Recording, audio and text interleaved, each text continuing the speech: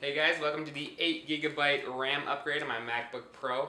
Got my 8 GB of Corsair RAM. Just got them from Amazon. If you haven't seen that unboxing, check it out. The annotation right here. And yeah, we're gonna put it in. I already took off the bottom side of my spec case because that was kind of a pain.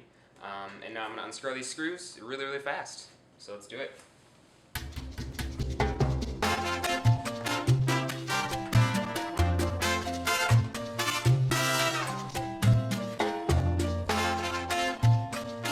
Alright, so now that all the screws are out, I'm going to lay down a couple tips here. A couple things. When you're installing RAM, first off, I've never done it on a unibody MacBook Pro, but I have built hundreds of computers because I do that for one of my jobs. And one of the things I like to do is, I don't know if you guys can see all these, but around the laptop, I just placed all the screws directly off the hole. And make sure you have a large flat surface. Normally, a carpet covered surface would be even better because nothing would slide around, but this will do for now.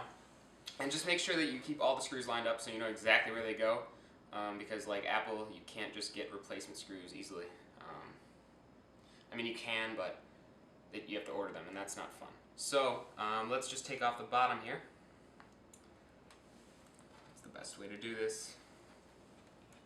Maybe? There we go. So that just pops off. Ta-da! Alright, so that is a beast of a computer. Actually, while I'm doing this, let me just explain a couple of the parts for those of you who've never seen the inside of a MacBook Pro. First off, you got two fans here, you got the optical drive, the hard drive, which is incredibly easy to replace, and a giant battery.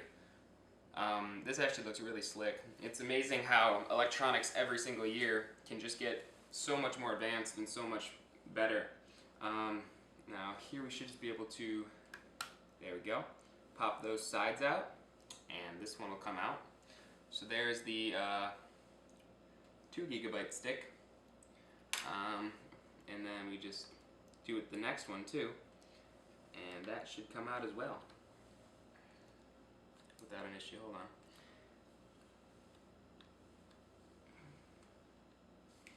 Yeah, I'm on, buddy. There we go. Okay, so it's an interesting motion. You stick it in and then you press it down, which is different than I've installed RAM before. But one thing you want to do is you want to make sure you've washed your hands before you do this, and you want to make sure that you've touched something metal to destaticify, I don't know. Get rid of the static on your hands. And then from there, if I can get the RAM actually out of this package, you guys can't see me struggling. But it's coming slowly. Come on, please. Anytime now. There we go. There's one stick, and there's two. That took too much force.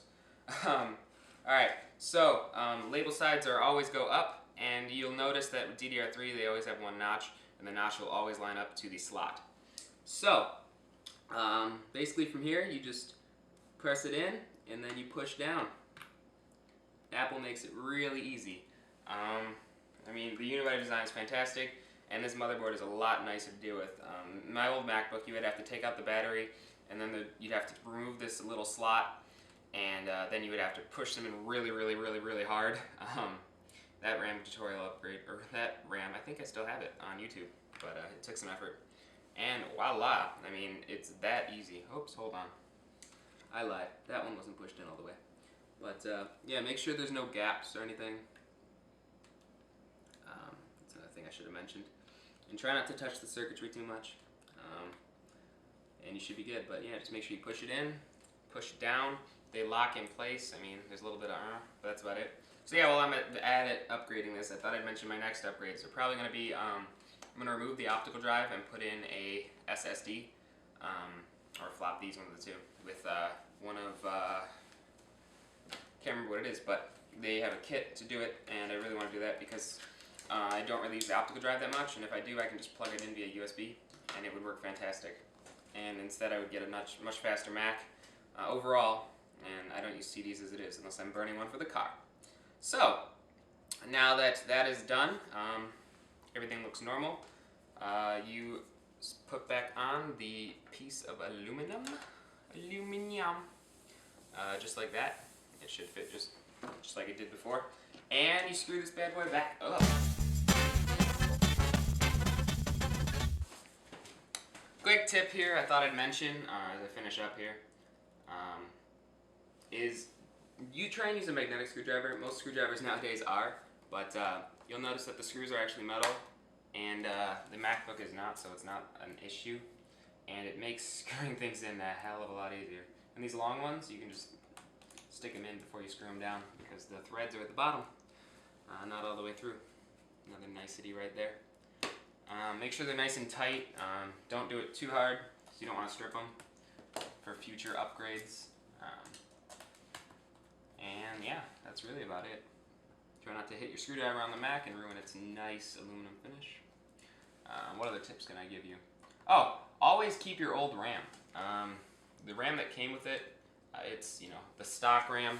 If you going for a repair, Apple may or may not be like, hey, you don't have the stock RAM, you might have installed it wrong. No, it's pretty hard to screw up. The next step we're going to do here is test the RAM to make sure it works correctly. And after that, you're free to enjoy all 8 gigabytes. A lot of people think that, a faster processor is always better. And it is, but when you're at a quad core and your Mac is still slowing down during certain things, like huge programs, or I usually have 10 or 12 programs open at once, it's not the RAM that's the issue. Or it's not the processor that's the issue, it's the RAM. There we go. All just snaps right back on, and we have the final thing. So we're gonna open it up, turn it on. It'll probably take a lot longer than usual, mostly because it needs to recache everything that it's had cached before. So let me just focus this up. Apparently my camera doesn't want to focus on a glossy black screen, so I'll do it manually. Alright, and we hit the power button. And if all goes well, it should take about a minute.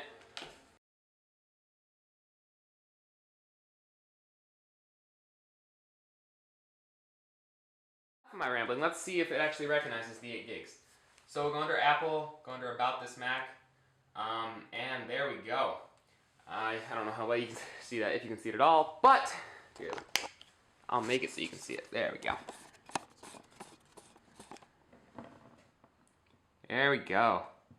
8 gigabytes, 130 megahertz, DDR3. And the really cool part about Lion is that they give you this cool new interface. There we go. Cool new interface here that shows you it all as well. So it bumps up the Intel built-in graphics. I think that was 300 something megabytes before this. And it should just function a hell of a lot faster.